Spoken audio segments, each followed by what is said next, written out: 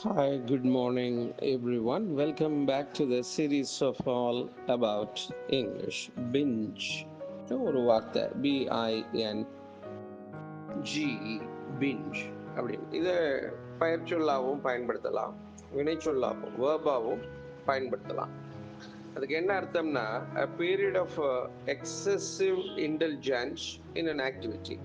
ஒரு காரியத்தில் ரொம்ப அளவில்லாம ஈடுபடுறது. இன்டெலிஜென்ஸ்னா அதான் அர்த்தம். அப்படி ஈடுபடுறது அது எந்த மாதிரியான காரியம்னா எல்லா காரியத்தையும் சொல்லலாம். ஆனா குறிப்பா eating, drinking or taking drugs, இந்த போதைப் பொருள் பயன்படுத்துறான் இல்ல அதிகமா சாப்பாடுறாம மாதிரி இப்படின்னா இத இந்த பிஞ்ச் அப்படிங்கிற வார்த்தையால குறிக்கலாம்.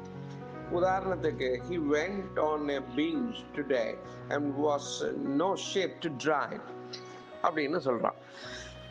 இன்னைக்கு நிறைய அவன் குடிச்சுட்டான்பா, அதனால அவனால இன்னைக்கு கார் ஓட்ட முடியாது, அந்த மாதிரி நிலையில அவன் இல்லை, கார் ஓட்டக்கூடிய நிலையில இல்லை, அளவுக்கு அதிகமா அவன் குடித்து விட்டான். அதை எதுன்னு அவங்க இங்க போடல.